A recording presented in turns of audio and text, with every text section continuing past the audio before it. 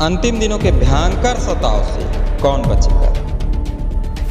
जो लोग स्वयं विरोधी हैं, प्रभु यीशु मसीह और उसके लोगों के विरोध में बातें करते हैं, वे ही अपने विरोधियों की मदद करेंगे। यह चमत्कार कब और किस प्रकार होगा, आज पवित्र आत्मा बताने वाला है कि कौन कलीसियाओं को बचाएगा, तड़पती हुई कलीसिया की आग कौन बुझाएगा। ऐसे कठिन और विपरीत समय में कौन सांसारिक मनुष्य ईसाइयों की मदद करेगा, अंतिम दिनों के भयंकर सताव से कौन बचेगा। सो वीडियो अंत तक अवश्य देखें, चैनल सब्सक्राइब करके बेल आइकन जरूर प्रेस करें ताकि आने वाले प्रत्येक रहस्यमय वीडियो का नोटिफिकेशन आप तक पहुंचता रहे। इस चैनल में आप सदैव इसी प्रकार के प्रकाशनों से भरे वीडियोस को देख सकते हैं।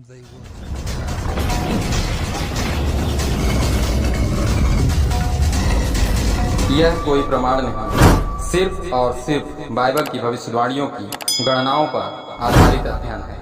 प्रकाशित वाक्य की पुस्तक 12 अध्याय 16 पद। परंतु पृथ्वी ने उस स्त्री की सहायता की और अपना मुंह खोलकर उस नदी को जो अजगर ने अपने मुंह से बहाई थी पी लिया।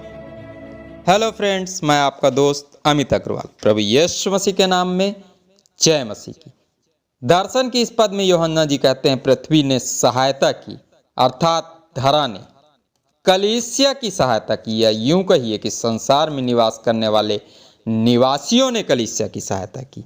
आरंभ हो चुके अंतिम दिनों में आत्मा कहता है कि आने वाले भयंकर सतावों में प्रत्येक जीवित और पवित्र कलीसिया तड़पाई जाएगी, सताई जाएगी, पर इस दर्द भरे समय में भी प्रभु उनके साथ होगा, उनकी मदद और अगुवाई करेगा। इस पद में लिखे वचन के अनुसार संसारिक मनुष्य ही ईसाइयों की मदद करेंगे, पर कौन, आज पवित्र आत्मा बताने वाला। सो इस बहुमूल्य ज्ञान को स्वयं तक सीमित न रखें, पर अपने मित्र और रिश्तेदारों में शेयर जरूर करें। आइए प्रार्थना करके अध्ययन में आगे बढ़ें। आइए प्रार्थना। धन्यवाद सर्वशक्तिमान पिता परमेश्वर, जब आज की इस पवित्र दिन में आप हमें आत्मिक और गहरा ज्ञान देने वाले हैं, तो प्रभु हमारी आत्मिक आंखों को खोल ताकि पिताजी हम समझ सके आने वाले दिनों में कौन हमारा मददगार होगा। तेरा धन्यवाद, तूने प्रार्थना सुनी, यीशु के नाम से मांगते हैं, आमीन। प्रकाशित वाक्य की पुस्तक की इस पद में लिखे दर्शन के अनुसार आरंभ होने वाले कठिन और विपरीत दिनों में संसारिक मनुष्य कलीसियाओं की मदद करेंगे और अपना मुंह खोलकर उस नदी को, अर्थात बहने वाली झूठी शिक्षाओं के ज्ञान को,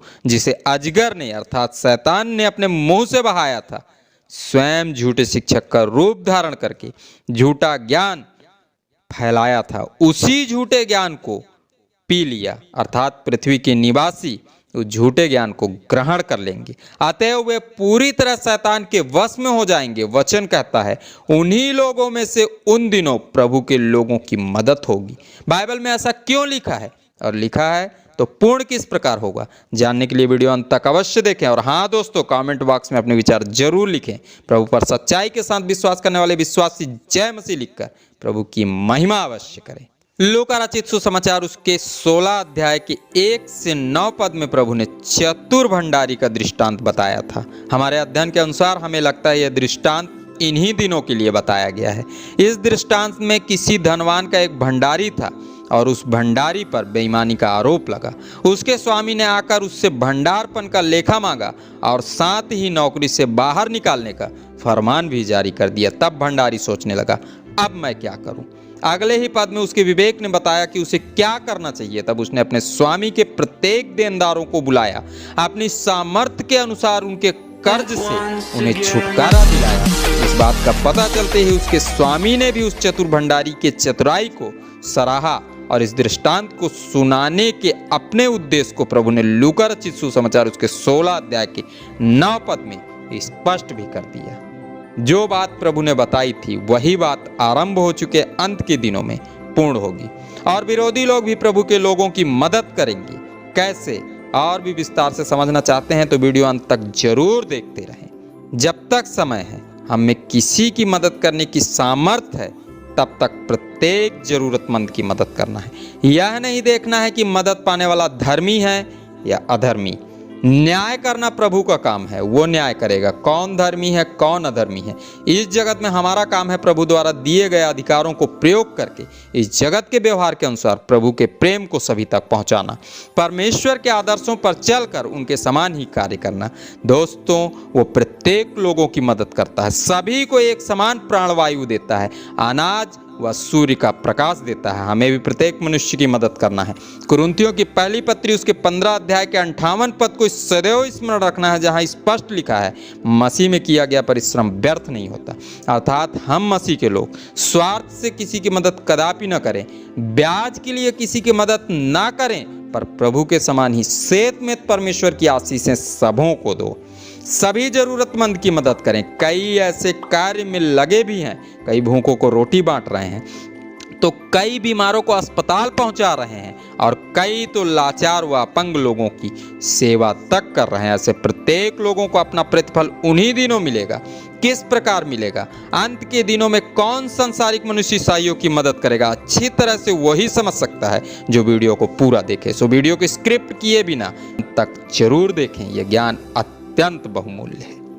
प्रभु परमेश्वर के परम भक्त राजा दाऊद के द्वारा पवित्र आत्मा ने भजन संहिता की पुस्तक उसके 112 अध्याय के 9 पद में कहा है, उसने उदारता से दरिद्रों को दान दिया, उसका धर्म सदा बना रहेगा और उसका सींग महिमा के साथ ऊंचा किया जाएगा।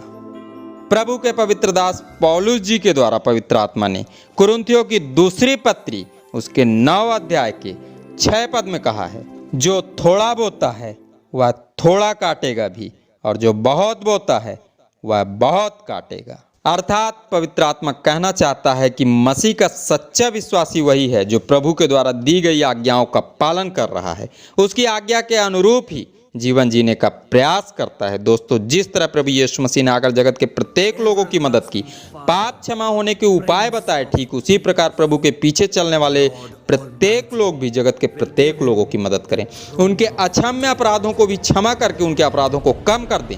जो इस प्रकार के कार्यों को पूर्ण करेगा उसे उसका स्वामी अर्थात प्रभु यीशु मसीह चतुर भंडारी की तरह ही चतुर विश्वासी समझेगा, और मदद पाए हुए प्रत्येक लोग भी उसकी तारीफ करेंगे, उसकी प्रशंसा करेंगे और उसके साथ जुड़े रहेंगे। भले ही समाज व कानून के दबाव में आकर वे उसके विरोध में बातें करें, पर स्वार्थ से भरे इस समय में वे उनकी सहायता करेंगे, मदद करेंगे। आपको ये वीडियो अच्छा लगता है तो नीचे दिए बटन को छूकर वीडियो लाइक जरूर करें। प्रकाशित वाक्य की पुस्तक की इस प्रकाशन में पवित्र आत्मा इस पद के द्वारा स्पष्टता के साथ कहता है कि आरंभ हो चुके अंत के दिनों में शैतान झूठी शिक्षाओं के द्वारा कलीसियाओं को समाप्त करना चाहेगा। नए कानून ईजाद किए जाएंगे, कई प्रकार से विरोधी कलीसियाओं को प्रताड़ित करेंगे, मसीह पर विश्वास करने वाले सच्चे विश्वासियों को सताएंगे, मार डालेंगे और भ्रमित करने का पूरा प्रयास करेंगे। पर प्रत्येक सच्चे विश्वासी की अगुवाई स्वयं प्रभु करेगा। शैतान द्वारा होने वाले भयंकर प्रहारों से परमेश्वर स्वयं बचाएगा। दोस्तों, कलीसिया मसीह का अंग है। प्रत्येक पवित्र व सच्ची कलीसिया मसीह की दुल्हन है। इस पवित्र और बेदाग दुल्हन की सुरक्षा के लिए प्रभु ने अपने आप को क्रूस पर उंडेल दिया। अपनी प्रिय दुल्हन को अपने पिता के घर ले जाने वे स्वयं आएगा। जब आएगा, बादल गड़गड़ाएगा, बिजलियां चमकेंगी और उसकी प्रत्येक दुल्हन उसके साथ पिता के घर में रहेंगी, आनंद करेंगी, हालेलुया, और पवित्र पवित्र पवित्र परमेश्वर की स्तुति करेंगी। पर मसीह के आने से पहले वचन कहता है, पृथ्वी के निवासी कलीसियाओं की सहायता करेंगे। अंत के दिनों में फैलने वाली झूठी शिक्षाओं का प्रभाव उन पर होगा, पर स्वार्थ से भरा उनका मन उन्हें विवश कर देगा कि वे प्रभु यीशु मसीह पर सच्चा विश्वास करने वाले प्रत्येक विश्वासियों की मदद करें, उनकी सहायता करके उनके साथ जुड़ने का प्रयास करें। जो खराई के साथ प्रभु की आज्ञाओं का पालन कर रहा है, दीन दुखियों की मदद कर रहा है, उसे प्रभु की आशीष तो प्राप्त होगी ही, पर मत्ती रचित सुसमाचार उसके 5 अध्याय के 5 पद में लिखे वचन के अनुसार मनुष्यों की आशीष भी प्राप्त होगी। उनका स्वार्थी मन उन्हें सलाह देगा कि ये दानदाता हैं, ये प्रत्येक लोगों की मदद करते हैं, हम इस मुसीबत में इनकी मदद करेंगे तो ये भविष्य में हमारे काम आएंगे। अर्थात प्रभु परमेश्वर शैतान के वश में फंसे लोगों का ही इस्तेमाल करके अपने चुने हुए लोगों को बचाएगा, उन्हीं के द्वारा अपने लोगों की मदद करवाएगा। सो आज के अध्ययन से मिले शिक्षा के पद को सदैव स्मरण रखें, जो लूका रचित सुसमाचार उसके 16 अध्याय के 9 पद। तो आइए इस पद को हम दर्शाते बाइबल से। मैं तुमसे कहता हूं कि अधर्म के धन से अपने लिए मित्र बना लो, ताकि जब वह जाता रहे तो वे तुम्हें अनंत निवासों में ले ले। आप सबों ने इस अध्ययन को ध्यान से सुना। आप सबों का बहुत बहुत धन्यवाद। खुदाबंदी यीशु मसीह के नाम में आमीन।